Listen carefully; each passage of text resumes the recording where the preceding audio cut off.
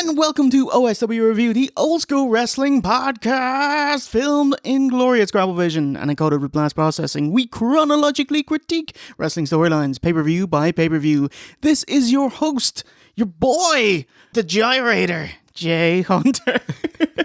Joined as ever with Stellar Steve V1, sir. What is the story? And the second coming of Pa, the amazing Planeteer, OOC. Beirut.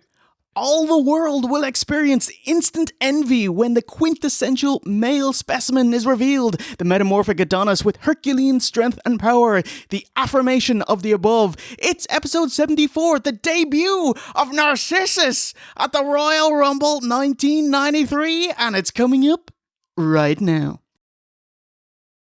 That's what it! The total package!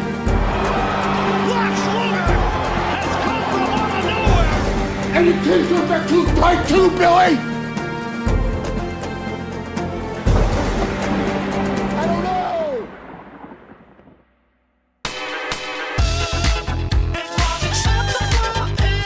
90s.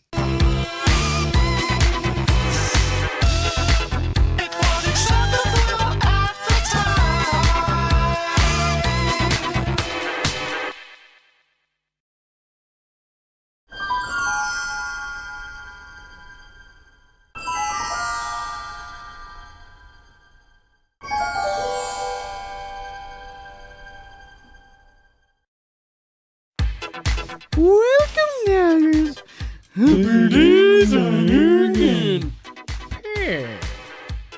The amazing Planeteer. Yes! OC, how's it going, buddy? Pretty good. V1, how are you? I'm excellent. I'm looking forward to talking about this. Rock on. How is Twitch? This is like the end of July right now. Don't know what I'm playing. I'm playing many great games. Thanks to Scott Hurley and Luke for their help with research. At Davon B-Ball answers the question, which wrestler would each OSW host be? OSC would be the Ultimate Warrior. Wildly popular despite putting the least effort into his craft. Limited but awesome at what he does. What do you mean limited? what does that mean? Limit. Oh, I can only talk in one syllable. What the fuck does that mean? Also known to hold Jay up for more money. Jay is Bret Hart. The excellence of execution, all the technical expertise, carried the company, but never the draw that the Ultimate Warrior was. Meow. Are you like 97, Bret, or are you like 93, Bret? Oh, shit. And V1 would be Ted DiBiase. I will take it. Great You game. don't know, sorry. You haven't heard the The explanation reasoning. yet. Wait, are you 2018 Ted DiBiase? Oh, I'm not Ted Jr., am I?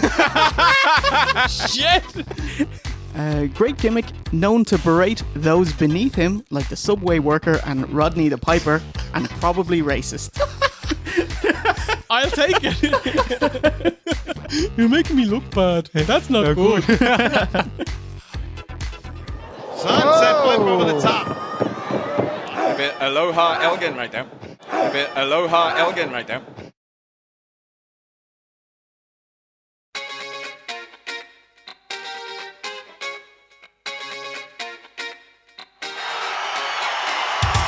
Welcome to Sacramento, California! Welcome to the Arco Arena! Jam-packed! Welcome to the Royal Rumble! It's the 24th of January 1993 from the Arco Arena in Sacramento, California. Attendance is a 16,000 sellout. It was a hot ticket, bringing in a tidy $187,000 at the gate, average of $11.69 each, with 175,000 TVs tuned in at home. Commentators tonight are the classic duo of Gorilla Monsoon and Bobby the Brain Heenan. It's like, was Rob Bartlett busy? So you're telling me that the wrestlers got more than $25 for doing this show? Oh yeah, $28. Yeah! A 4 p.m. bell time, Stevie. Perfection. Imagine you finish the pay-per-view, you go for dinner. Oh, yeah. OC, sir, you are watching the WWE Network version, which is 2 hours 37. And V1, sir, you are enjoying the silver... Well, enjoying is subjective. The Coliseum home video version, which is... 2:41. Yes. And I am watching the live version, which was 2 hours 43 and a half, plus a half-hour countdown. If you have a look at the pay-per-view poster, it's like Hart, Razor, and it's like, it's and then a load of wrestlers at the bottom. Perfect and Yoko in there. But the original had the Warrior and the Bulldog, who were fired over drugs and didn't even make it to the Survivor Series. There's a couple of other small mistakes, like Kamala, who wasn't on the show. He was on Raw the next night. Crush Bra, who was selling the Pearl Harbor from Doink's fake arm. Doink as well, who was recovering from only having one arm. And they also removed Tito, who's still there and actually on the show, but, you know, fuck Chico. Gorilla runs down the card and intentionally leaves off Narcissus, which Bobby objects, and then Gorilla's like, who cares? Stu and Helen Hart are in the crowd to see their son Bret wrestle tonight. God, he's a grumpy looking cunt, isn't he? Just a big sourpuss. I hate that man. I never met him. He's probably the nicest guy in the world. I doubt it, but, you know, Slap him. he just looks like a cunt. Slap him. Stretch him. They stayed for the entire night as well, which was cool. Unlike NXT TakeOver, where, you know, Edge, Beth Phoenix, they just jump in for their one cameo and then they fuck off. Yeah, but Beth needed time to rehearse for her speech. So, Steve, if you have any Silver Vision exclusives, Exclusive. chime in. Most certainly will. My version actually opened up with Lord Al having a chat with Rick and Scott, the Steiners. Oh. So Rick cuts a promo, which is actually better than I thought he could do. Scott calls Al your lordship, which I thought was kind of cool. Scott, you know your lordship on our very, very first Royal Rumble. They are the best brother tag team in the world. Not the best tag team, Yeah. but only the best tag team who consist of brothers. Just a small pool there. Like Shoot Brothers as well. Yeah. Not like Hogan plus someone. Then the two of them give Lord Al one of their college jackets, and it's absolutely swimming on him. It's hilarious looking. I love Lord Al. He's great. I'm a Michigan alumni. There you go. There you go. You're ready. You're ready. And now we're going to take you right back to the other action.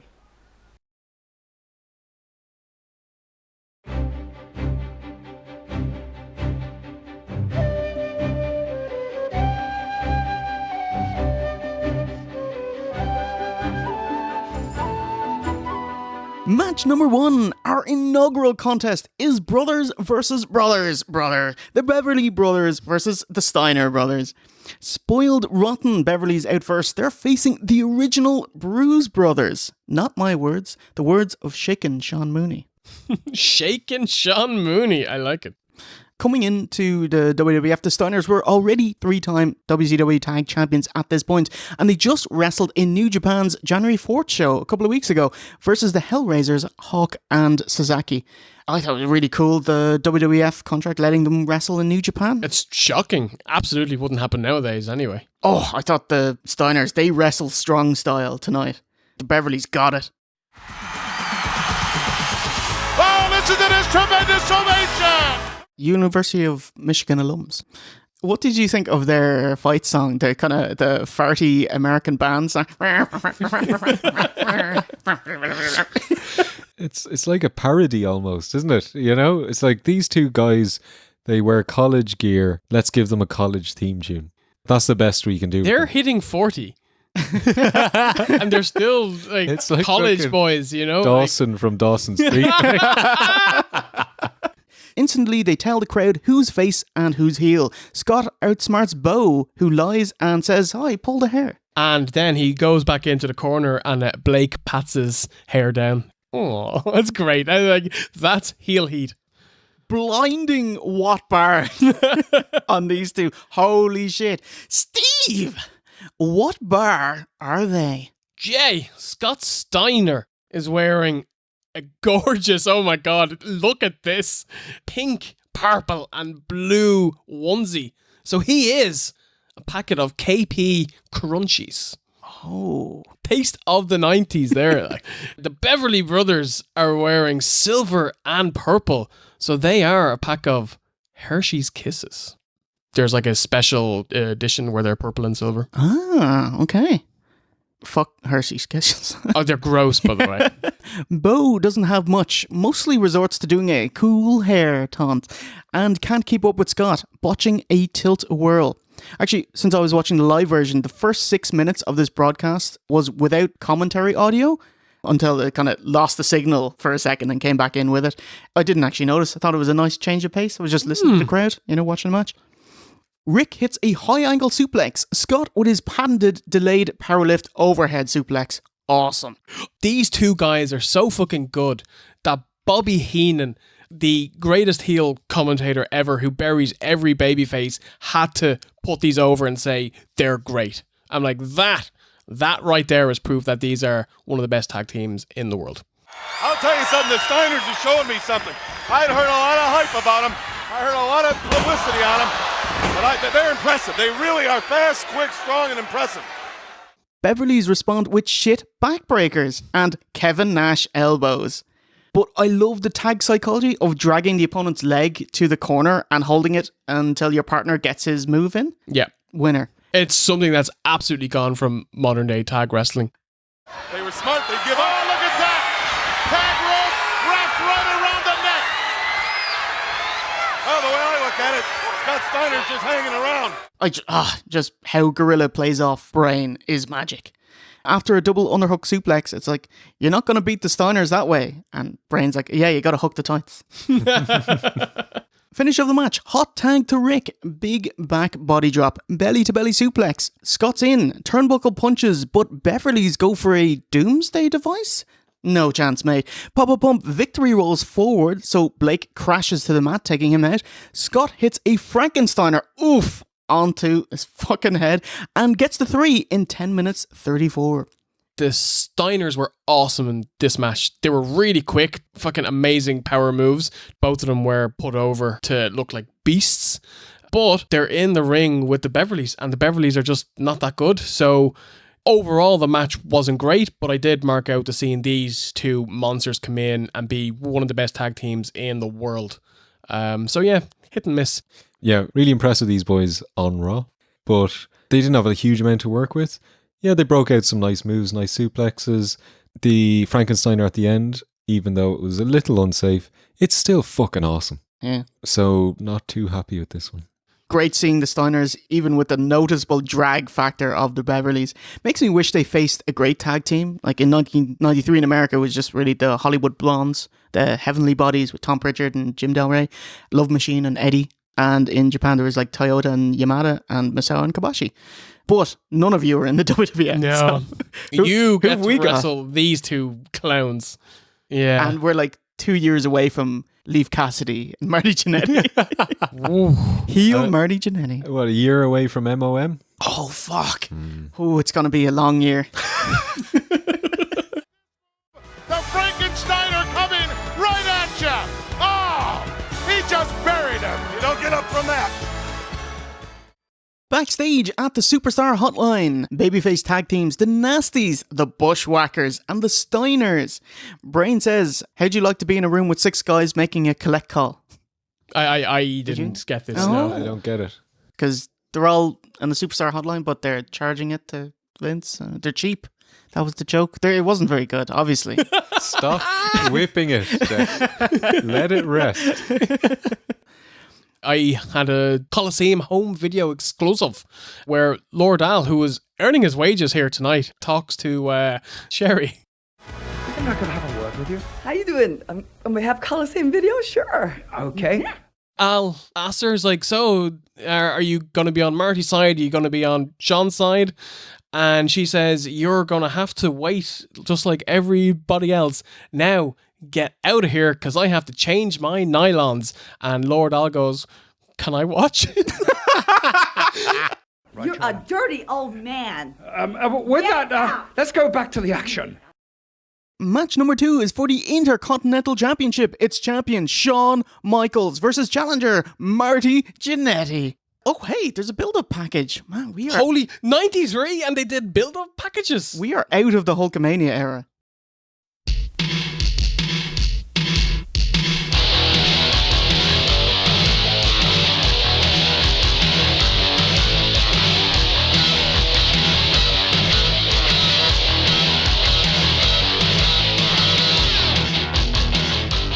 The Rockers, in from the AWA in 1988. Everyone loved wrestling them because since they were smaller, their opponents looked bigger and stronger and could bounce around for them. Tremendous heartthrob characters with revolutionary high-flying tandem offense. Awesome. One of the greatest tag teams ever, but never won the tag titles. Or did they? They beat the Hart Foundation at Saturday night's main event, number 28, but the ring rope broke and Vince decided, we're not going to air it. Because he was thinking, it's your big moment, and all anyone would be able to talk about is the ring rope breaking. That's fair, actually. By the time they rescheduled it, WWF went in a different direction with Legion of Doom. Wow. But you get to see the match on Shawn's DVD. January 92 was the iconic rocker split at the barber shop where Jannetty tried to escape through the window. Hang on, it's January 92 there. It's January 93. That was a year ago. What happened in the last year? Marty missed the 92 Rumble because he was selling the injury. Fair enough. But before he could return at Mania 8, he was arrested on possession and resisting arrest, attacking a police officer. Oh, God. And spent 6 months under house arrest. He came back Halloween 1992 on Superstars to confront Shawn Michaels. He was left off the Survivor Series card completely. This return, holy shit, nowhere near remembered as fondly as the barbershop. I thought it deserves much better. Jannetty returns as Shawn Michaels is in the ring preening in front of his heart-shaped mirror, and then he sees Jannetty in the mirror and he's like, it's awesome. It's fucking great. After what Shawn Michaels did to Jannetty, I didn't think we'd ever see Jannetty again. Is this the one mirror angle where it worked? It was actually good. The angle over got the two wrestlers over and it wasn't laughable. The angle over, pardon the pun, because the cameraman just angled it perfectly. Kevin Dunn, buddy. I was just going to say, I like to give out about Kevin Dunn. He's a cunt, but man, when you get it right, it goes down in history, and he doesn't get the praise for doing the stuff that he does. So, thumbs up there, mate.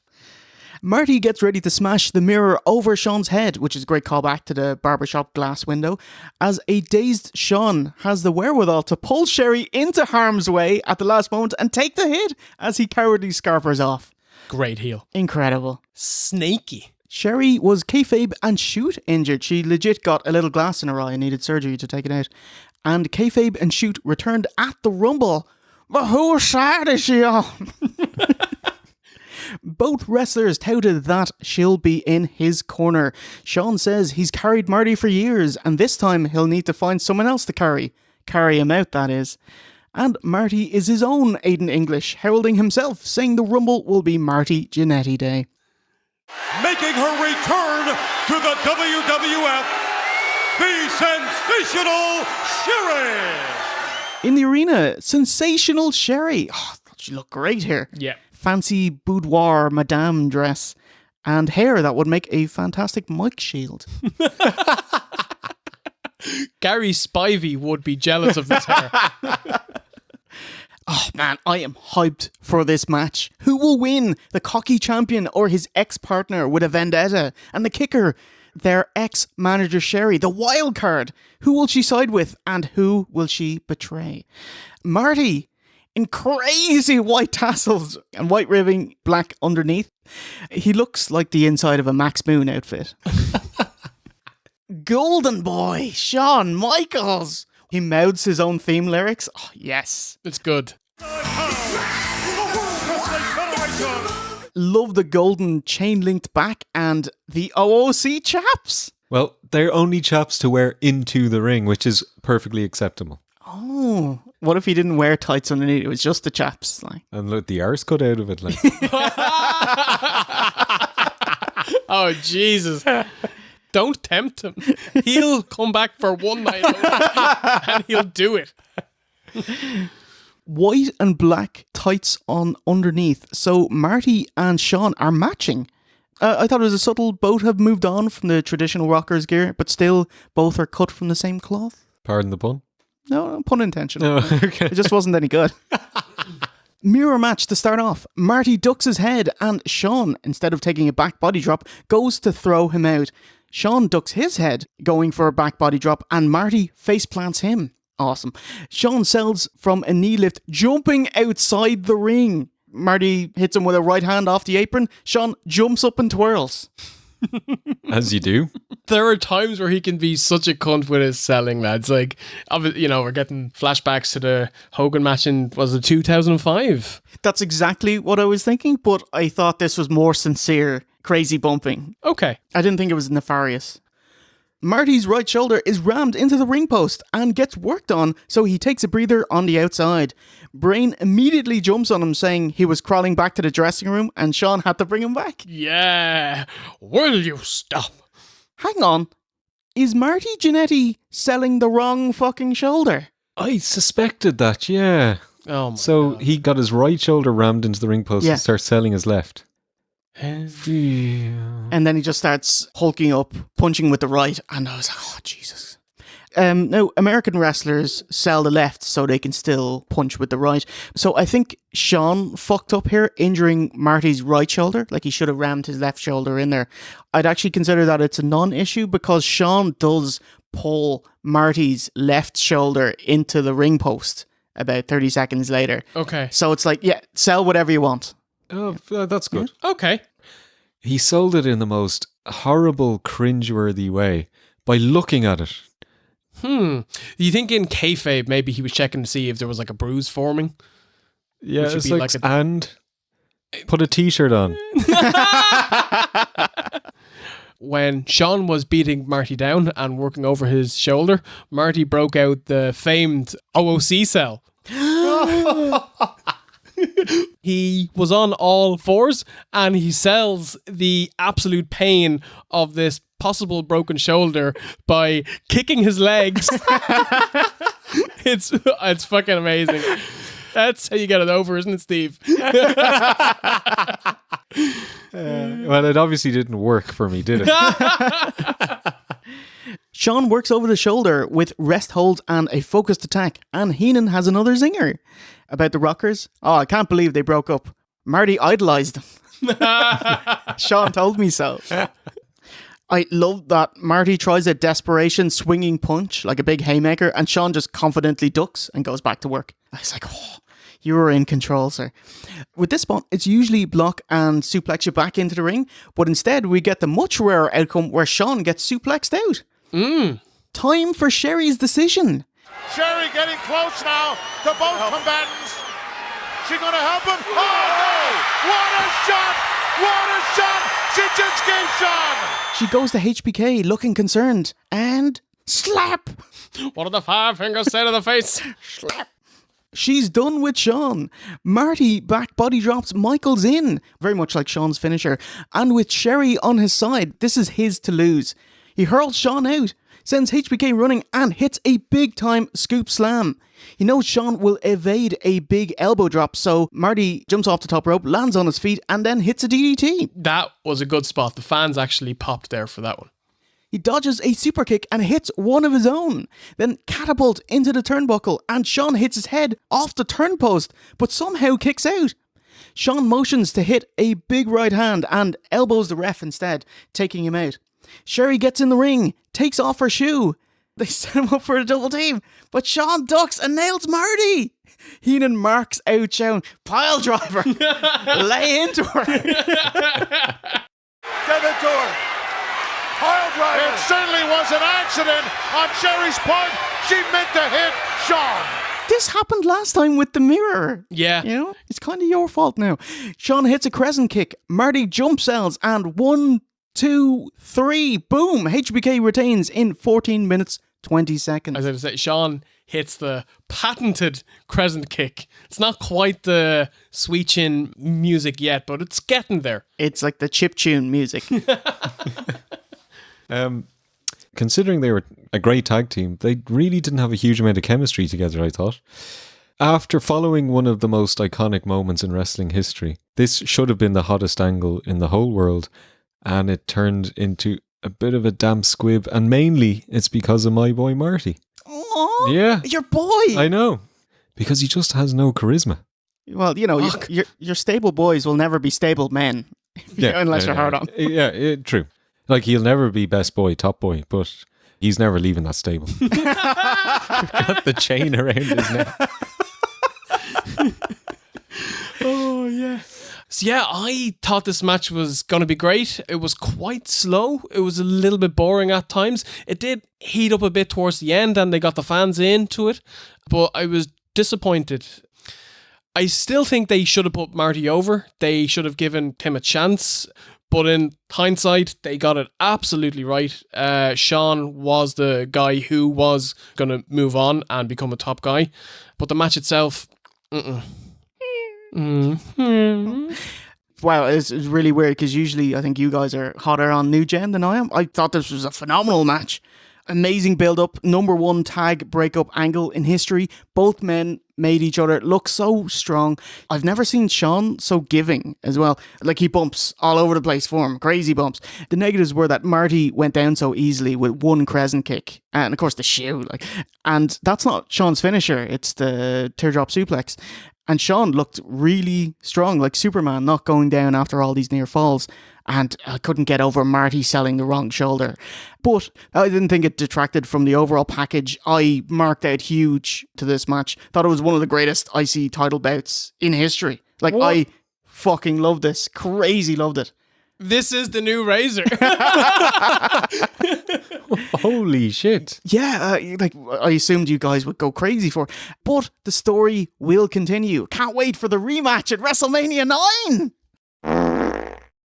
Backstage, Mean Gene is a professional and wants a live interview with Sherri Martel. He's like, Sherri, damn it, settle down. You're hysterical. I think as a babyface, he's livid that she caused the heel to win. Shawn rushes to the back to tell her she's going back to the gutter. And then Shawn and Marty schmoz. Wurzel's not there, but a payday Pat Patterson is, who actually gets them broken up really quickly. Nice. How long until Marty gets fired? After this show? Yeah. At some point in 93 he gets fired. When is it? Oh, I would have thought he got fired twice in 93, no? He did, yeah. Oh, okay. When is the first time he got fired this year? From the same company. I'm going to guess 2 weeks after this. Ooh, June. How long until Marty gets fired? 1 day. Get the fuck out of here. At a San Jose TV taping, Marty Jannetty was found passed out drunk in the locker room and was fired immediately. As it turned out, Marty was just asleep. Shawn lied about it as he was pissed over him selling the wrong shoulder. Whoa. Like, you're just going to take his word for it. Poke him with a stick or something, you know. They walk out of the locker room, slam the door, and like, do they not hear Marty? What? Sorry, what the hell's going on? What an absolute cunt. Like, holy shit. Mr. Perfect told the WWF, hey, Shawn was fibbing. And so Jannetty was brought back 4 months later to take Shawn's Intercontinental Championship belt. I love how in wrestling, to solve real world issues, you take their kayfabe belt. But it's like, it's not how it worked then, because Shawn moved up the card and Marty is a mid-card champion. So, fucking wrestling, man. In fitting kayfabe and shoot, Mr. Perfect was there to make sure that Shawn dropped the belt. So that was quite nice as well.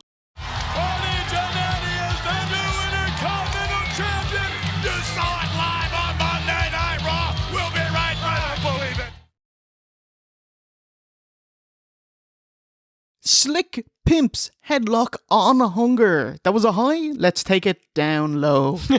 Real low.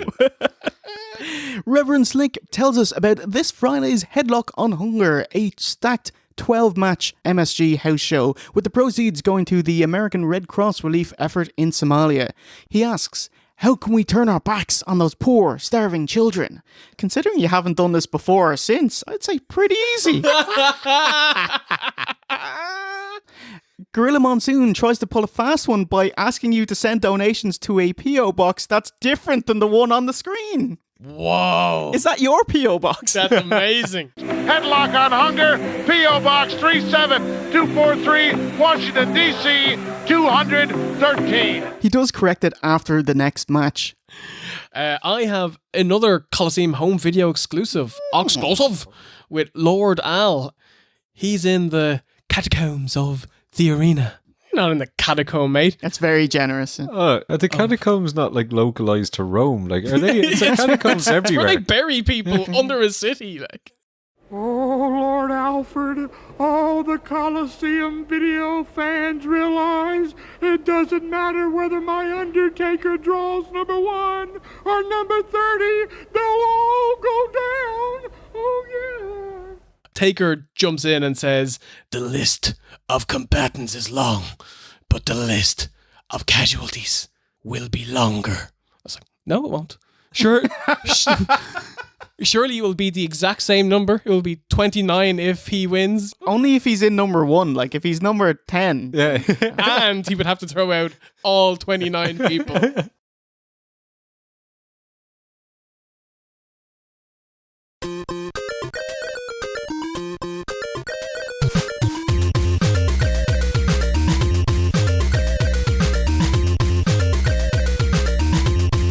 Match number 3 is Bam Bam Bigelow versus the Big Boss Man. Bam, bam, Bigelow. We last saw him on WrestleMania 4. Whoa. Since then, he's been in WCW, but his heart was in New Japan, winning the tag titles with Vader. Returning to the WWF in November 92, a prime new generation talent. He'll be staying for 3 years. How do you feel about Bam Bam, sir? The Bammer. He was a good big man, quite athletic. Didn't really have a gimmick. Well, a decent addition to the new generation here. And do you like the name? It just reminded me of Bam Bam from the Flintstones. Well, he could either be Bam Bam Bigelow or Pebble Bigelow. Pebbles Bigelow? Betty Bigelow. Bossman hoofs it to the ring, twirling his nightstick despite having his right hand taped up. It's not. Sure, he does a 10 count punch with it, so he's grand. Pearl Harbor by the Monster with the Asbury Park address. This fire outfit, I was thinking, maybe tag with Kane? It would look pretty cool. Or he could be in Harlem Heat. But like red instead of the yellow on the... Yeah. The yellow just... Yeah. It's weird because it's like flames were coming above his belly and below his belly. You need more than belly fire. The next Barishnikov. He has fire in his belly. Yeah, that's great. Yeah. 2 large, girthy men bumping tummies. Bossman does his trademark back body drop over the top rope and smacks his lower back off the apron. Ouch. This is your spot? Fucking up your back? Actually, I did check. I goggled him and back problems and I couldn't find anything on it. So Okay. Yeah. So he's just a good wrestler. So he just sells it really well. Did you know Bossman and Perfect helped train Brock Lesnar? See, Bossman is mates with Perfect, who's from Minnesota, just like Brock, and they taught him ring psychology as they rode together back in 2002. Bossman was an OVW trainer near the end of his career. Maybe that's why Brock has Bossman's haircut. The flat top. Yeah. I like it. The Johnny Unitas, yeah. Johnny Unitas. Shave those side. Oh, a great line here. He's reading him his rights as Bossman nails Bam Bam with the right fist. They're moving fast and hitting big moves. Feels like they're perpetually going to finish. No, they slow it right down with clubs and kicks to a downed Bossman. Either man ripe for the pickings right now. Wow. Brain slags Bossman, saying, "Don't worry about the meter, mate." More slovenly offense, punches and headbutts to the back. Endless waistlock. Gorilla tellingly prophesizes, this match will be over soon because one of them will run out of gas. How long's left? 2.5 minutes. Big Bossman's big back body drop and ridiculous theatrical wind-up uppercut. Bam Bam counters a corner splash and follows up with a pretty nifty flying headbutt and gets the clean win in 10 minutes, 10 seconds. What do you think? I have nothing to say. Punchy kicky. I do quite like Bam Bam's headbutt off the top rope. I quite like how it's a bit sloppy. You know, like Benoit's was very graceful and Bam Bam just kind of clambers up and falls off. I quite like that, but, you know, nothing on this. I thought the first couple of minutes of this match were very good. These two big hosses just flying around the ring. But you shouldn't work quite this fast if your big guys work like big guys. And then they did. And then I was like, no. Actually, go like back again and work like little guys, please. So yeah, kind of mixed. Horrendous. A massive come down after last match. I was happy that Bigelow went over clean, and that's pretty big for him. But yeah, geez, these guys ran out of match material pretty fast. So I'm happy to never see this match again.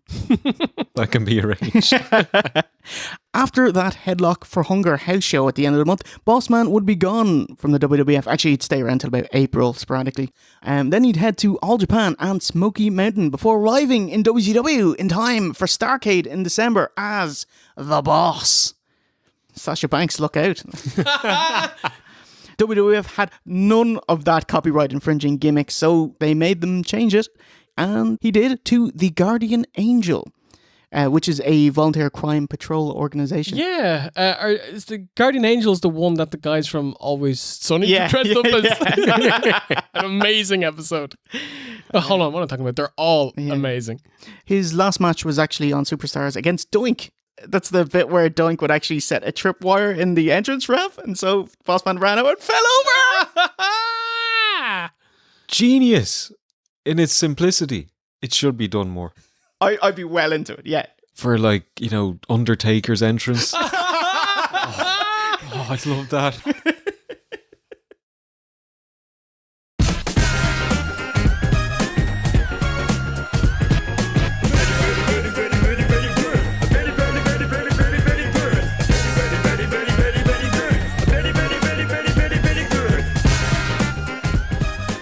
Number 4 for the WWF Championship. It's Razor Ramon challenging the champion Bret Hart. It's the Bad Man versus the Hitman. Bret Hart beating all comers, including Papa Shango, the Berserker, and Virgil. And Killer's Row. When Virgil's in a sharpshooter, Brain says, "Like I really care."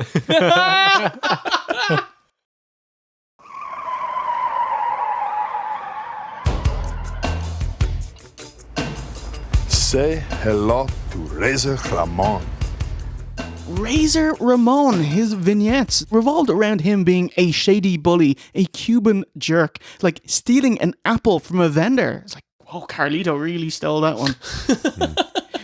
Refusing to pay a restaurant bill. There was actually a sneaky line in there noting that people say he's not good enough to be in his position. And he puts himself over before pushing some lad into a fountain. That was hilarious. And he says, "I'm dreaming," and he's dreaming of a swim. With so many stars leaving, Razor looked into being Flair's tag partner against the Ultimate Maniacs. And with Warrior gone and Macho behind the commentary desk, he finds himself with a WWF title opportunity. Thinking an emotionally labile Bret would be easier pickings, Razor attacked Bret's brother, Owen, in front of Owen. Oh, well done, Kevin Dunn. A perspective promo. So Bret Hart, he's on the interview podium and Razor's face comes on the massive Titantron behind them. So they're kind of looking at each other, but obviously they're not because he's backstage somewhere. But they both kind of turn. So to us, it looks like they're talking through the TV. Oh, it's amazing. Ramon recaps the last 2 weeks of promos, wanting the slaps too hard. And Bret gets all hot and bothered. Oh, Bret's such a true babyface. He demands to fight Razor right now. And when Razor refuses, he shouts, "Oh, gutless!" I don't think it's just a great babyface. I think like he actually just wanted to fight him because he's a huge mark. Did you get Razor? He cuts a promo during a basketball game? Yeah, mostly the same. I'm going to have gold on my fingers, gold around my neck, and Hitman, I'm going to have your gold around my waist. Backstage, Bret Hart reiterates this is personal and he's fighting to defend his family's honour. It was cool seeing the gorilla position in 1993. It's cool. This whole pay-per-view shows a few steps up in production value. I really did like this idea of filming him backstage ready to walk out. It makes him so much more accessible than other champions, you know, as in we get to see the behind the scenes. Absolutely. Sorry to butt in. Bret, he's waiting backstage and he goes to walk out a little bit early and there's some guy goes, whoa, get back there you. And like he makes him wait like an extra 3 seconds or something. I was like, it's made your world champion look like a fucking chump, mate. Bret gives his shades to a youngster, very babyface, and Razor flicks his toothpick at the same kid. It was great. Fuck Razor, that was good, mate. That is going to get you over with me. As far as new gen heat, it doesn't get much better than that. But the problem was the kid's reaction, it was just nothing. Yeah. He ain't got nothing. Yeah. He cried now. Did he cry? Cry, bro. Oh no, if you want, like somebody pinch him or something. This is peak Razor shape. He's much bigger than Hart, who immediately sets off working on Hall's left leg. Includes stuff like a figure 4, kicks, throwing the leg against the ring post, all good stuff here. Great to see Hart systematically dissect one body part. Heenan's magic in this match. And thank God his mom and dad are here. They carry his bags home for him. Will you stop? Because his luggage will be a lot lighter because there won't be any gold in it. Heenan follows up during Razor's flank and rib offense, telling Bret Hart, just tell me quit, you'll get a return match. His dad was a quitter. Big back body drop outside, and Bret follows up with a suicide dive. And Hitman's cooking. After Hart hits a bulldog, Monsoon wonders why he doesn't go for a sharpshooter. Heenan postulates Razor's too tall. Hitman goes for it, and Razor immediately works and schwabs to escape, first via the ropes and then pulling the ref to bumble over Bret, which is a great heel escape. On the sharpshooter idea and Razor's too tall, wouldn't it make it easier the longer the legs are? Yes. Yeah. More to work with. You know, say if you're putting it on Rhino, where I can understand it'd be difficult. Or trying to put it on Rhino's arms.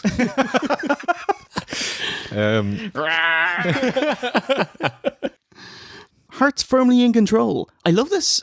I'll do each move once, like Bret's cycling through his impressive repertoire, including a bulldog, a Russian leg sweep, and back rolling off the top turnbuckle and into a back suplex on Razor. Bret was on the top rope and he rolled off. Commando rolled back. It was like, that's very dangerous for you, sir. Yeah. Never seen these heights before. Razor whipped Bret into the post, but rather than run into the turnbuckle, he went ribs first into the post. I thought that looked great. Finish of the match, Razor enacts a test of strength, a Greco-Roman knuckle lock, and Bret counters into a bow and arrow, forward-rolling Razor down into a pinning position. The kick-out places Hall's legs prime for Bret to apply the sharpshooter from the mat. Turns it over, sits back, and after almost 18 minutes, Razor submits for Bret Hart's successful title defense. I loved the finish of this match, lads. I thought it was awesome. And Stu Hart looks mildly happy that his son won. Less disappointed. Yes. He grimaced. What a cunt. What an absolute cunt. He grimaced. What do you think about this one, Luke? It was really good. Better than Survivor Series 92 with HBK. How crazy is that? Yeah. That Bret and Razor had a better match than Bret and Shawn. To me, it's all about how Bret wants to manage the match. And in this case, he didn't want to do rest holds. He wanted to wrestle. The two of them worked really well together. Big fan of Razor. Real proper heelish character. Bret, real proper babyface. Big man, small man, Bret. He knows his psychology and he can work out the match that it makes both of the guys look good, and he did that here. But based on this, I think Razor could have been the world champion in this era. What do you think, man? Really fucking good. I liked seeing this side of Bret, who was obviously pissed off that Razor beat up Owen. He's wrestling a little bit faster. He's a little bit more nasty. He dived through the ropes to the outside. Bret Hart. Normally, if he dives near the ropes, the fucking webs come out and he clings on for dear life. So that was great. Yeah, that's about it. Really liked it. Yeah, well said. Thoroughly enjoyable. I literally clapped when the bell rang. Oh, geez, I missed ring psychology in modern wrestling so much. I love that this match was so different to the Shawn match earlier tonight, which would be closer to modern wrestling with reams of false finishes. This one told a story. Bret targeted the left leg, which ultimately won him the match. Both men looked strong. Razor dominated for a good portion, but Hart dug deep, persevered, and overcame using his wits and incredible ring acumen. You could totally tell Bret thought of a cool finish, and they tried it out earlier in the day and got it perfect come the pay-per-view, and it was. It looked amazing. Flawless. It's very much like the SummerSlam 91 finish with Mr. Perfect, but this is cooler. Yeah, holy shit, yeah. Huge thumbs up. Razor in the main event scene, this is kind of his peak. Like, he'd be bumped down to mid-card facing Duck Arse at WrestleMania 9 and $1 Million Man at SummerSlam and feuding with IRS at Survivor Series. I was just thinking, when I was looking at it, I was like, oh my God, it's just downhill until 94. It's like, nobody knows what it's like to be the bad man. To be the sad man. Bret celebrates, but Heenan's got to scoot backstage ASAP. There's only one match left, but we got the real main event. Next up is the debut of Narcissus. But wait, before that, we're at the Superstar Hotline HQ with Lord Al. We're with the boss man, Marty Jannetty and Owen Hart. And there's an empty space for WWF champion Bret Hart, who pegged it backstage. Holy shit. Marty Jannetty he badly wants to high-five Bret, so his hand is up for about 10 seconds, and Bret passes him by and sits down, and he's like, Marty! I also had one more Coliseum home video exclusive. Ramon Rougeau with Macho Man Randy Savage. He asks him how he's going to fare in this year's Royal Rumble. Macho Man says, this is the toughest competition so far. And I'm going to stop doing that. He tells everyone else to get their crying towels ready because he'll win. And says Coliseum about 30 times in 20 seconds. It was a nothing promo, but Macho's great. But I'm telling everybody out there, I'm telling the Coliseum video people, Coliseum video, Coliseum video. And this man, Mr. USA himself, Hacksaw Jim Duggan. Duggan, he had a promo on Raw. I'm probably not going to win, but I'll give you my best. Yes. He wasn't in it. You're fucking right.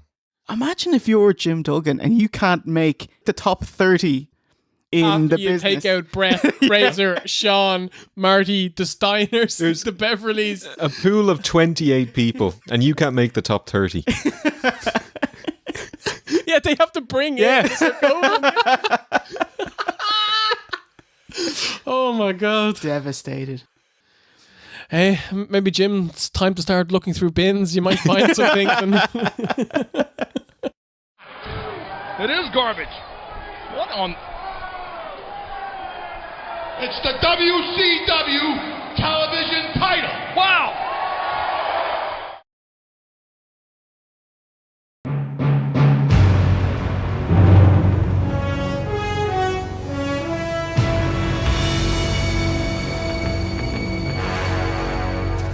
Finally, the WWF debut of Narcissus, Lex Luger, atop an entranceway podium with a semicircle of full body length mirrors. The narcissist Lex Luger, as it says on the Tron, poses with his fancy tarp before Heenan pulls it off, revealing Lex's physique.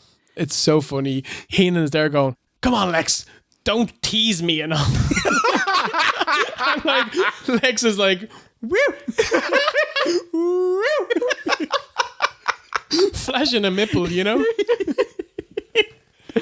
Heenan's got his working boots on. Oh my God. Wow. There is not enough money in the world that you can give this man for how he put Lex Luger over here. Like, he didn't get overly repetitive. Yeah, 3 minutes of fresh material. Yeah, fucking hell, Heenan was so good here. He is sharp. And you know he has no time for Lex Luger. Like, he knows he's bollocks, but he just puts him over. Fair fucking play.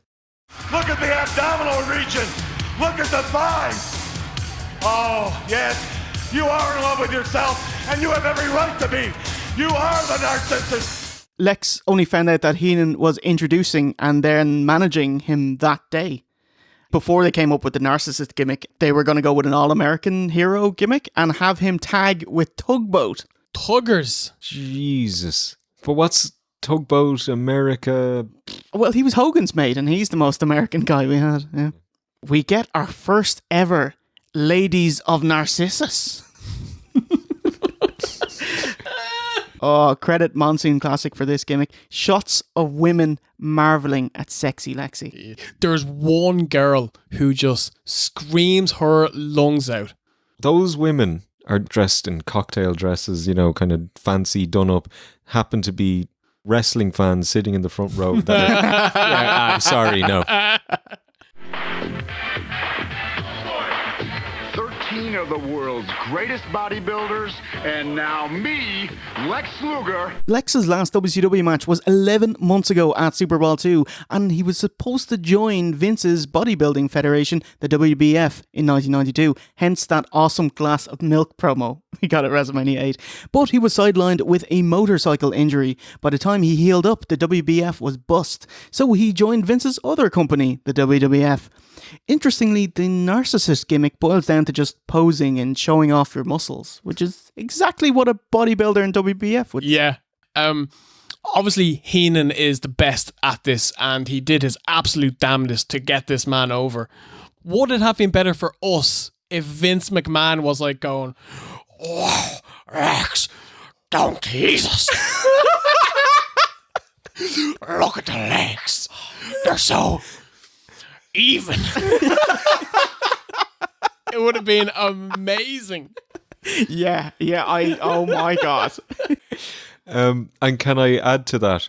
Vince does that, and then Lex, you got to talk for 5 minutes, dude.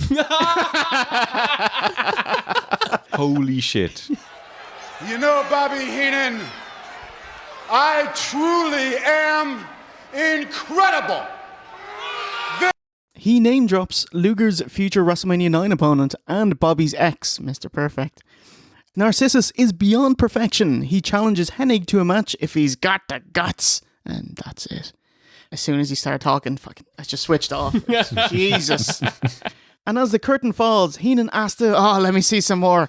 And the curtain drops, giving the two some privacy as Heenan gets on his knees. Let's see some more. Just a little more. Look at the back. Look at the size of this man. Look at the legs. Please, let's see some more legs.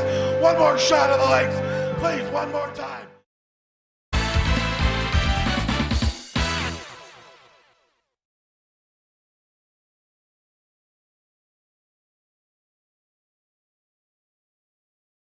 New WWF figures. Give you the power of Hulkamania, the knockout Prince of Virgil, the audacity of IRS, and the madness of the Macho Man. Collect new WWF figures now. Sold separately. Dig it.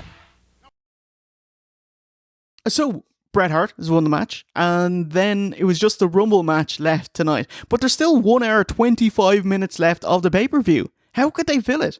With Narcissus and with shit like plugging WrestleMania 9 and trotting out Caesar and Cleopatra. Coming at you. With a hatchet. No elephant or anything, just fucking walk to the ring.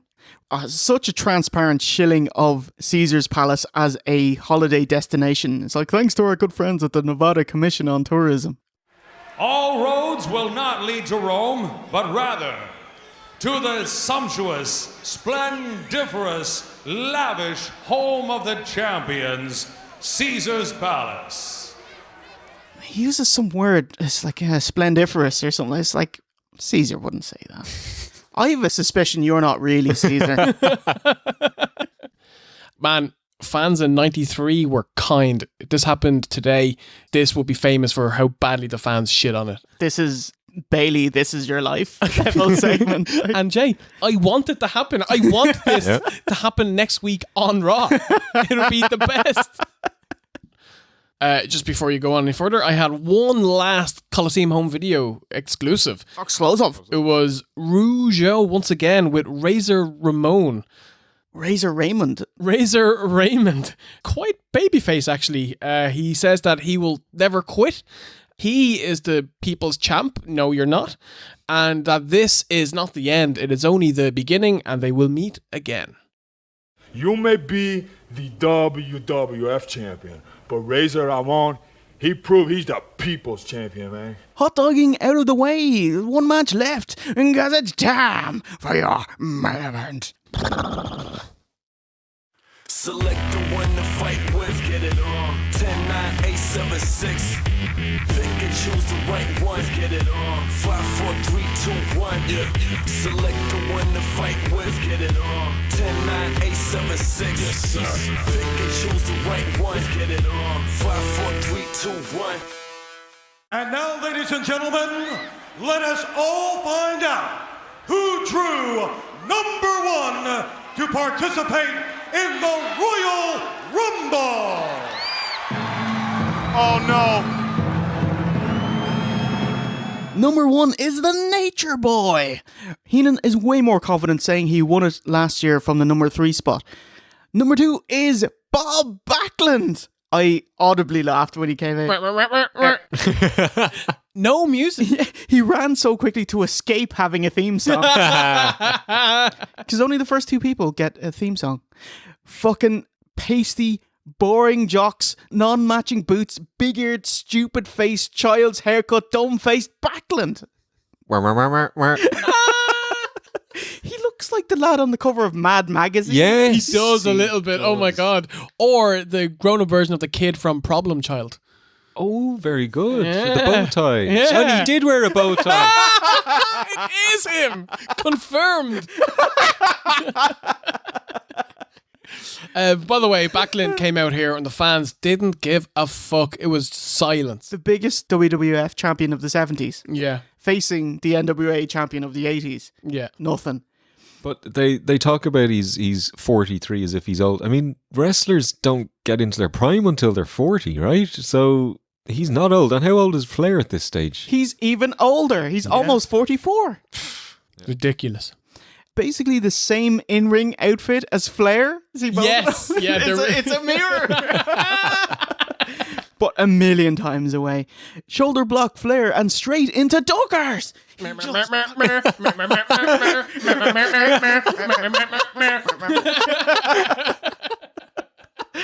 Holy shit. Amateur yup leg scoops and more waddle jumps by a grown man. Waddle jumps. The burial is real here, Jay. Number 3 is Papa Shango. Heenan's like, oh, he might make them both disappear. No, he does his own disappearing act. Getting dumped out by Flair in under 30 seconds. This is the death of Papa Shango. This is ridiculous. He was injured, so that's why he was out this quickly. So. Aha! So not too bad. But does he come back? Does he do anything else as Shango Does he get back in as number 4? Why would you put an injured wrestler in for 30 seconds? Could he not just have put Duggan in? Hey, Duggan, get out of that bin, mate. You have a job to do. Shango's there with 2 crutches. It's like, back of the line, mate. Number 4 is the $1 Million Man, Ted DiBiase. The heels team up on Backlund, but Bob sticks his duck arse out, which is surprisingly effective. Number 5 is Nasty Boy Knobbs. He goes straight for DiBiase as the Nasties were dumped by Jimmy Hart for DiBiase's team. He hits a double noggin knocker on the heels, DiBiase and Flair, and throws a dazed Flair out. He does an amazing sell jumping over the top and then catching at the last minute. I actually thought, fuck, are you out? How dare Knobs clean house? Smelly knob cleans house. Like sending people packing left, right and centre. I'm sorry. And how is he even over? The crowd go fucking mental. They absolutely do. It's mind-boggling, isn't it? Number 6. How do you spell man? Olivegaorden. He gets a good pop, lads. Virgil was still over in 93. Residual pop. Like, I mean, it's just the acoustics in here are great. 2 years later. It's Virgil. He beelines for DiBiase too, because he used to be his butler. It's Money Inc. versus Fuck Money Inc. Watch out, Ted. DiBiase low bridges and Knobs eliminates himself. Number 7. Wow, it's Jerry the King Lawler in his debut match. Crazy. And he comes out to booze. But he's a heel, right? Yeah, heel commentator. Yeah. Still kind of crazy, you know? He took Mr. Perfect's colour commentary spot on Superstars. So when So he he came was off the known. shelf, he was in there. Oh, yeah. Can I just give out about him for a second? He is fucking terrible. I don't know what he did in Memphis, but any time I've seen him, he has 2 things. A clenched fist and throwing that clenched fist. And a pile driver if you're lucky. Yeah, like on a special occasion. Honestly, I swear to God, I'm a better wrestler than Jerry the King Lawler. You know, Jerry the King Lawler is the host of Superstars.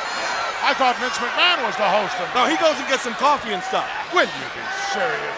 Although he's a heel, he sets his sights on Flair. He's wearing a grey singlet with custom street art, and I was like, Lawler's an artist. He definitely designed that himself. Number 8. Holy fuck! The roster is stacked! It's Max Moon! Par! Gyrator dropkicks Lawler as Rory O'Ryan takes Flair's poke to the eyes. Dak Dangerous skins the cat, but nobody notices.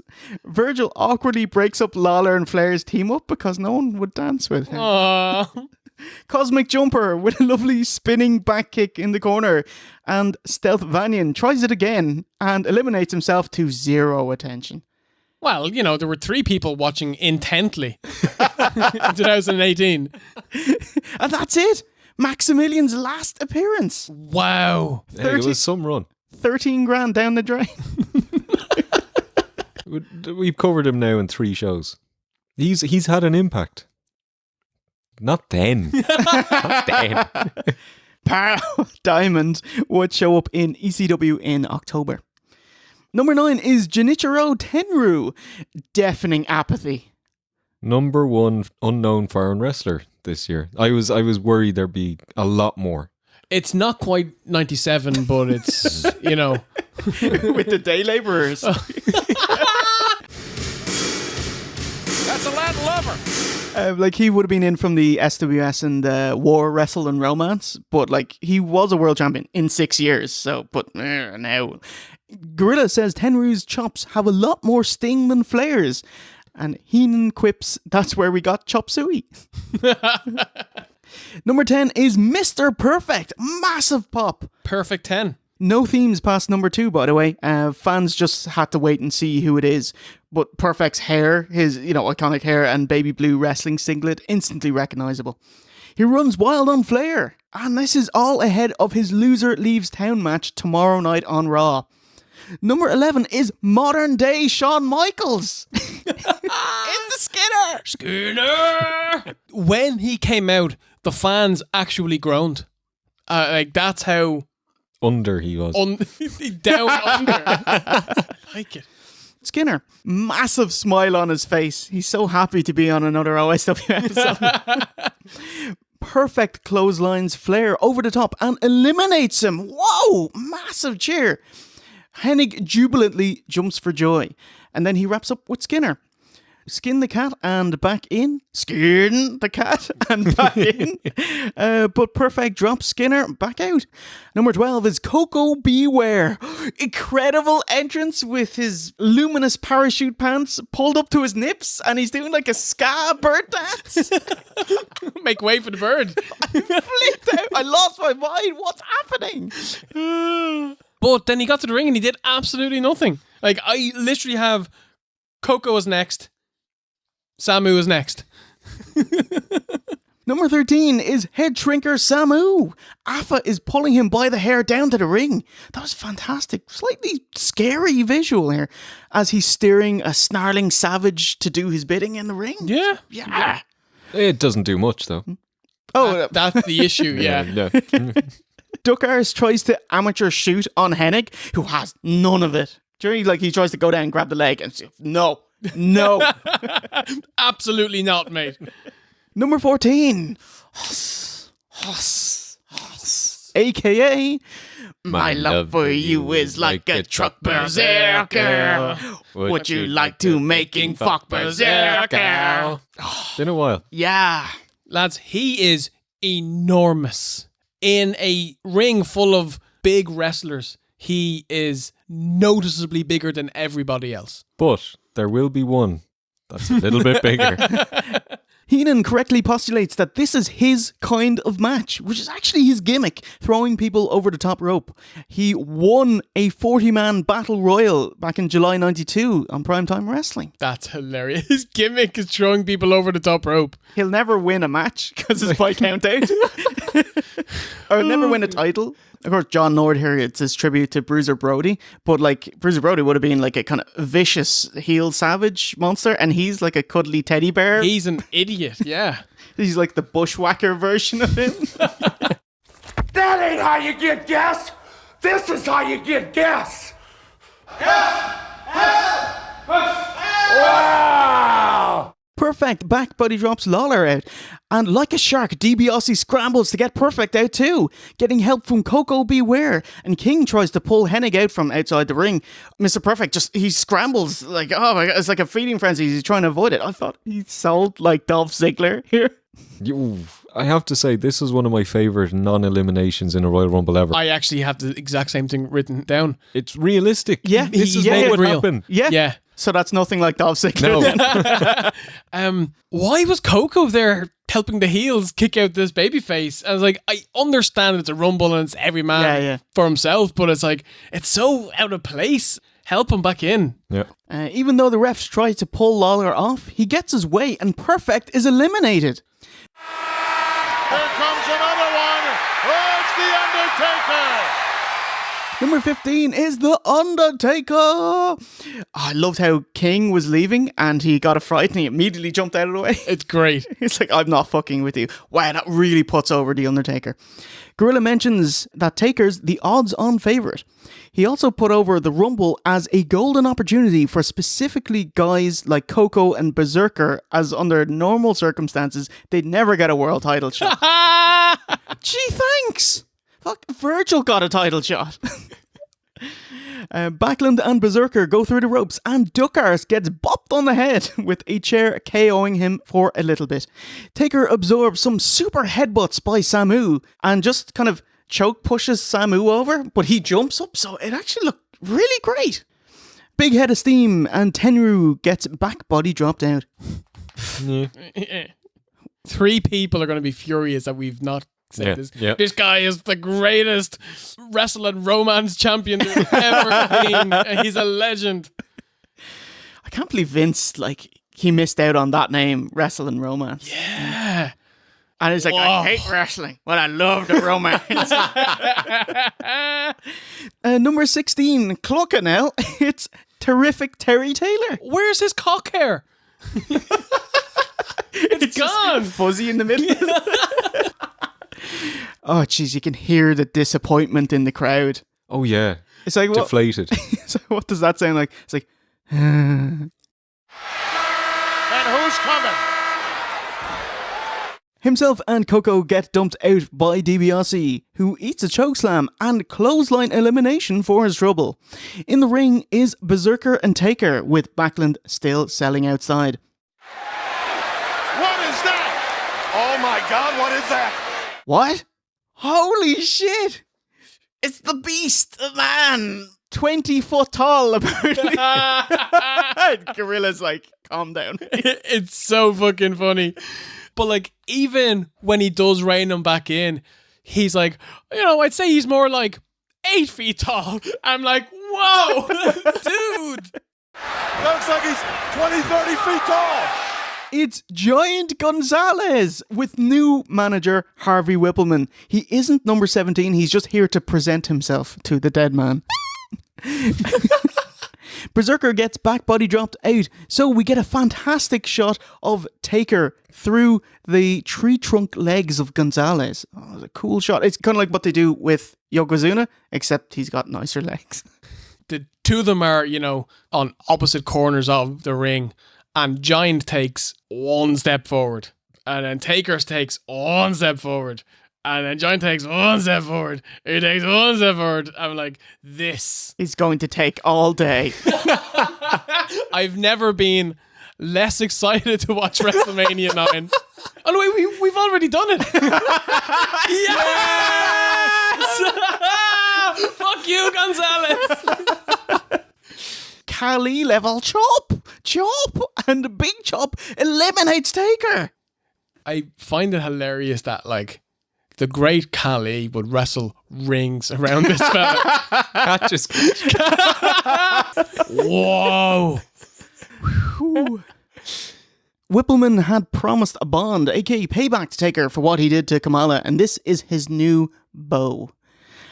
Number 17, who has been hanging out on the entrance ramp and hiding ringside. From the outer reaches of your mind, it's Damien Demento. Number 18 is IRS, who takes his sweet time, and Gonzalez walks off. And I was like, as soon as he left, this match, fucking hell. Yeah. Number 19 is Tatanka. Buffalo. Taker is KO'd after following the beatdown until Bearer comes and revives him with the power of the urn. And he kind of lurches up and down the entrance ramp. I actually love this. This is great. Taker's been around now, what, 2 years more? Yeah, just over 2 years. Is this the first time he's shown proper weakness, maybe? Pretty much. Yeah. It was quite shocking. And I'm sure at the time it was especially shocking. Yeah, if you're a kid. Shit. So I actually think Taker sold it fantastically well. Number 20 is Nasty Boys Sags. Jeez, Jobtown Rumble here. IRS, Demento, Backlund, Sags. Oh, Duckars, 36 minutes in at the moment. I did enjoy Sags' short arm clotheslining IRS, and he was holding him with his tie, meaning that I can't miss my clothesline. Oh, I like it. Number 21 is Owl Tug Job. It's Typhoon, or Buffoon, as Heenan calls him. With his fat arms. Heenan says Typhoon will hold up the line at the free buffet.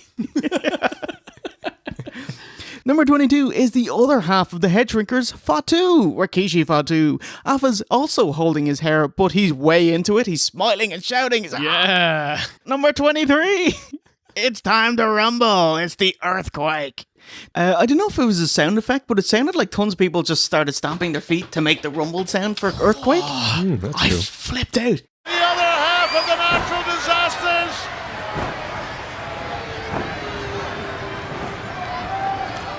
Typhoon belly bounces Quake, which is a legit rare sight. It's pretty cool. It was like, the two fat lads on the motorbikes. One bounce too many and Typhoon gets dumped out. Number 24, it's Carlos Colon, the Caribbean champion. Oh, by the way, Tenryu was like, the Japanese champion. Monsoon, with a historic line, a lot of fire in this youngster. The Caribbean champion.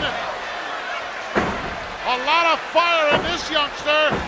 Immediately, I'm like, how old is he? He's 44. The oldest man in this Rumble. But he's an old-looking 44. Yeah, he looks 54. Yeah. Man, Carlito's dad, eh?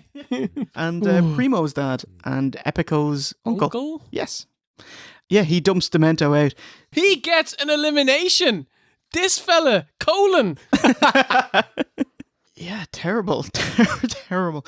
Number 25, it's Arriba. It's El Matador, Tito Santana, in his 6th straight Royal Rumble. The only man to do it, 88 to 93.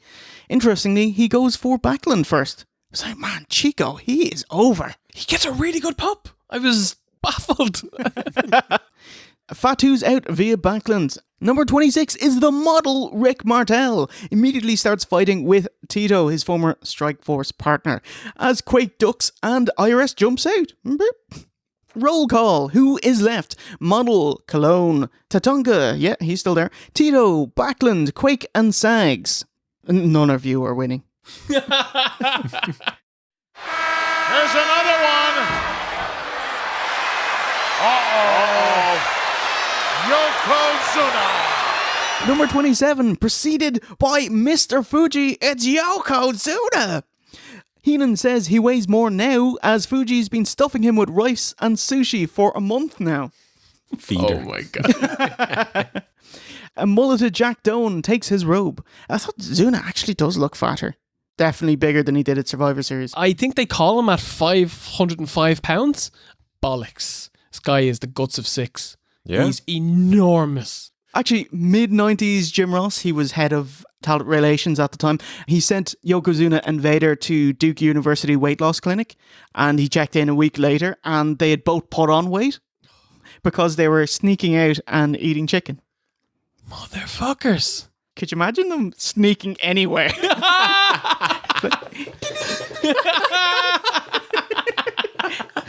Oh my God. The problem is, it's going to make it worse. They're going to stuff their faces for like a couple of hours a day when they get out. Yeah. And So they have just to, like, binge eat everything. Yeah, yeah. Shit. catch up. Yeah. Catch up with what? With the, you know, With the Colonel. because they're because they're eating less during the day and they have to, like, you know, catch up with the food that they've missed out on. Oh, right. Okay. Yeah, fucking hell. Catch up with the Colonel. The Colonel. Is he in? Yes, Yokozuna. Gorilla wonders how anyone would eliminate him, as nobody's even gotten him off his feet yet. Yoko has none of Tatanka's chops and whooshes him out. Colon has a similar fate, hangs on but gets chopped out. And then they cleared around, yeah, Earthquake, the real sumo. He's like, yeah, let's fucking do it. I love this spot. And look at Yokozuna. Come on, big boy. Trying to make me shake. And the crowd pop for his Earthquake Richter scale. Which doesn't affect Yoko at all because he's so much mass. But somewhere, Hercules falls. Jesus Christ, that's like 60 episodes. Yeah! It all comes back again.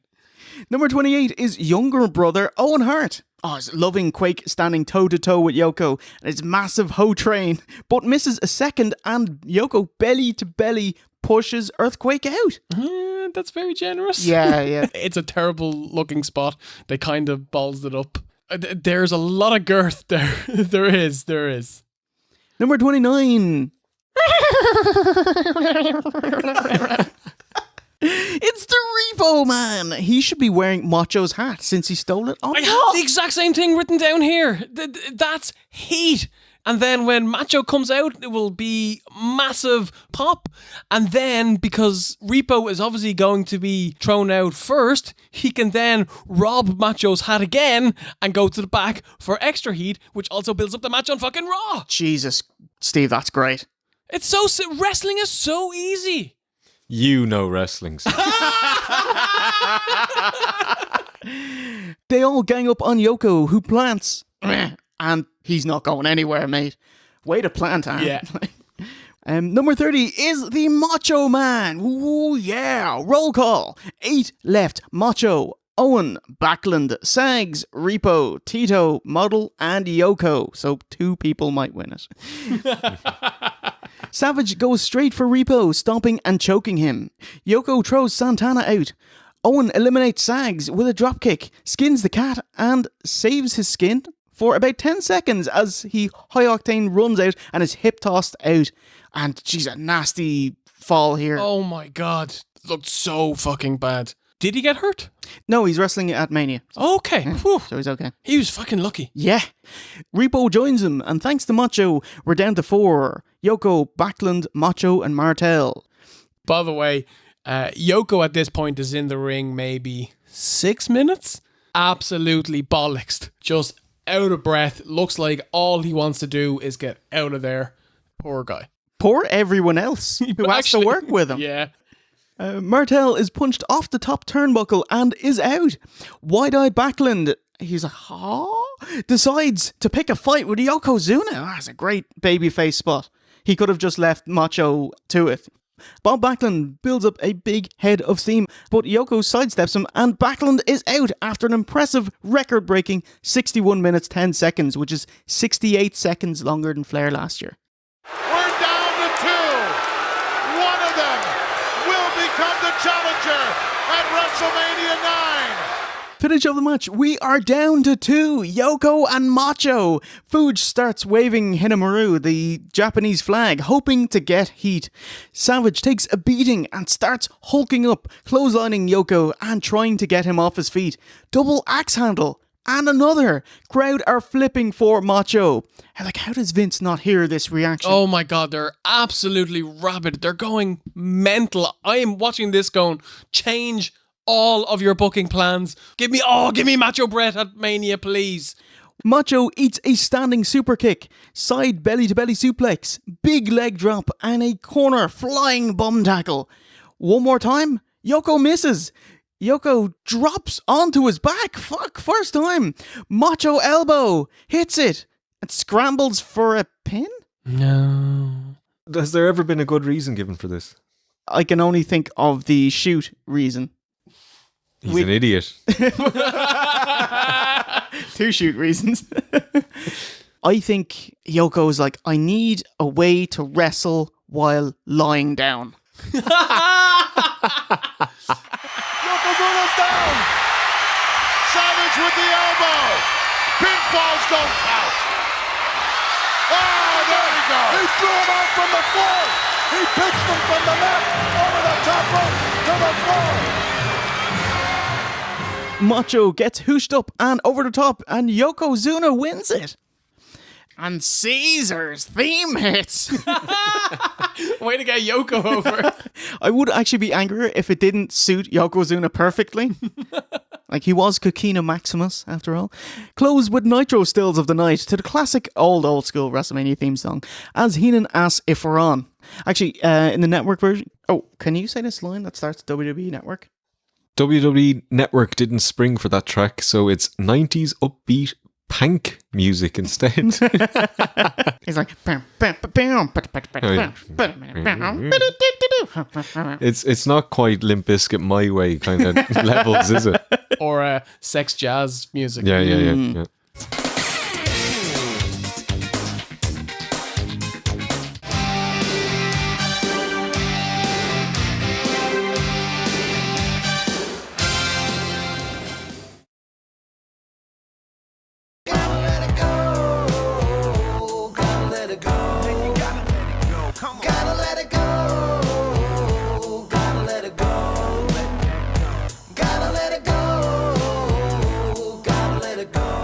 Welcome to the aftermath.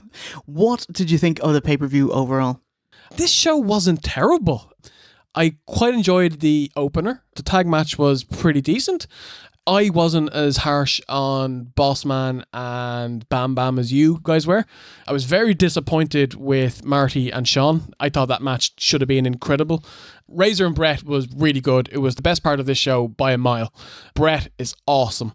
Thank you. And the Royal Rumble was too long. It was booked to get worse as it went rather than getting better. So overall, very, very mixed feelings about this show. I would recommend watching the world title match and maybe the opener, and you can leave it at that. Yeah, I had no choice but to watch this in one sitting because I ran out of time. Because Jay demanded it. So I just didn't get around to it, and then woke up at 6:30 this morning and had to finish it. Whoa. Thank fuck I did, or I wouldn't be here today. You'd be like, Jay. It's the worst Royal Rumble I can remember. Holy shit. Yeah. Wow. It's awful. You had Flair, you had Perfect, you had Taker, you had Yoko, you had Savage. 5 out of 30 ain't bad. It just seemed to be paced completely wrong. Go early with Flair and Perfect. Taker's only in there for a few seconds. And then at the end you have Yoko and Savage looks like an idiot. Yeah, you know, I as I said, I was disappointed in the first 2 matches. The tag match in Marty versus Shawn. Bam Bam Bossman was bollocks, nothing to say about it.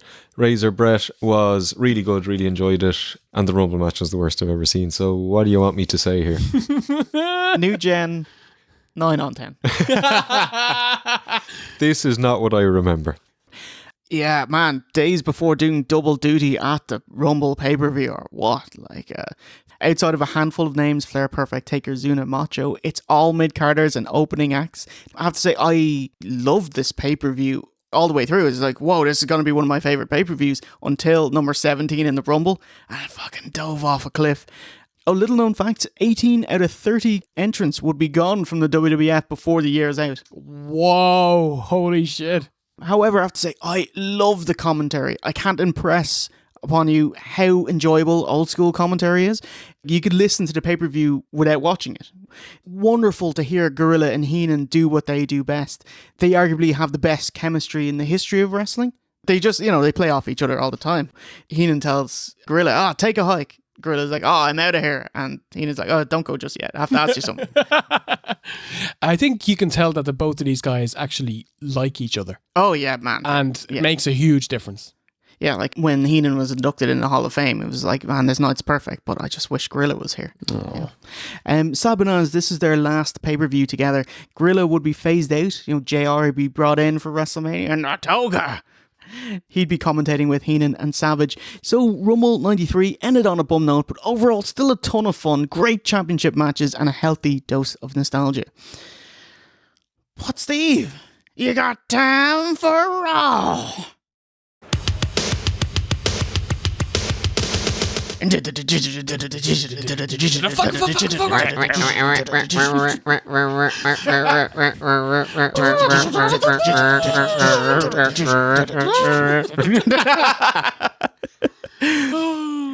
What happened on Raw the night after? We get Raw After Manias now. Yeah, we're in 93. Nice. And it's 44 minutes of Raw. Boom. Perfect. Boom. Repo shows up in his repo truck. Man, I wish it was WCW because they would have spent $2 million on like a repo mobile. Macho's wrestling Repo Man. So Heenan's taken his place on commentary. Sadly, still Rob Bartlett is there. Bartlett heels out on both Macho and Repo wrestling. And Heenan asks Vince, where'd you get this guy? Yeah, man, Heenan and Bartlett throughout this show, whoa, they did not get on. He's a waster that shouldn't be there, and Heenan doesn't even pretend that he should be. Vince, what? Where did they get this guy? Never mind. Savage gives Repo some offense, which is garbage. He should have just flattened him. Absolutely. But Repo comes from the top rope, and Savage counters by jumping up and bopping him. Weird. Top rope elbow, and Savage wins. And then Heenan, in voiceover, asks the Raw girl who's in the bikini if he can get a honk later on. They're like, what? There's a kiss for you too, sweetheart. Hey, give me a honk later on. I'm at area code. Babyface Kamala faces the Brooklyn Brawler, the third greatest jobber of all time after Barry Horowitz and Dolph Ziggler. Fans chant, he is a man. He is a man. What is this? Who's a man? Kamala, Slick is rehabilitating him into society, and he got this chant over. Well done, mate. Is that more impressive than Seth's Burn It Down chant getting over? Yes, because at least Burn It Down sounds cool. Yeah. He is a man. That is powerfully uncool. Oh my God. An incredulous moment seeing Kamala learn how to pin someone, because it just never came up before. So Kamala awkwardly hooks Brawler's arm and leg for the win. Gene recaps the Rumble results. Can't afford Nitro stills, so you just have to look at Gene talking. It's kind of shit. Right, 23 minutes in, and it's time for your main event. 3 matches tonight, job done.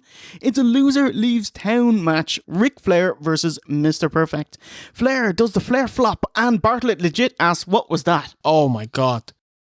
Chopping each other. They are hacking away here on Monday Night Raw. What was that? Boy, that's your favorite. Rick eye pokes Perfect, and Bartlett says in a baby voice, don't do that, you put somebody's eye out. Holy shit. The heat. Gonna say it now, hate him more than Jameson. I would sit down and have a drink with Jameson now, knowing how bad this guy is. Don't do that, you'll put somebody's eye out. Perfect hits his head off a ring post, giving him permission to blade. I love Flair using the second rope to pin. It's a classic spot. And even better, walking forward and leaning his shin on Perfect's throat while he jaw jacks and distracts the referee. It's great. Now, wait a minute. Careers are on the line. Wait a minute. Look at the shin of Flair. There was one spot where both of them are back-to-back, bum-to-bum, and they're battling for a backslide. I love that spot. I thought it looked great. They trade sleepers and sub-attempts. Nothing out of this world, but it really worked and they sold it perfectly. Yeah. Perfect hits a perfect plex out of nowhere and gets the 1, 2, 3. Ric Flair is out of here, and he didn't get censored. It was bleeped on the live show too, as it was taped last week. So he throws a wobbly. It's brilliant. Actually, since this was taped, that means Flair had already left, because that was taped on the Tuesday. Then the Rumble was actually his last televised bout. Oh.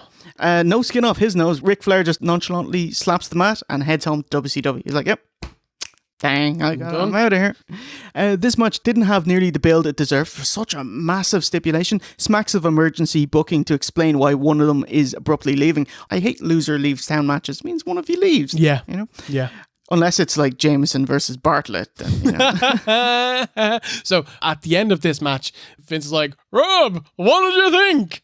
And he just goes, that was amazing. I was like, that's the one good thing you've done, mate. Now go back to shutting the fuck up. Actually, Flair leaving.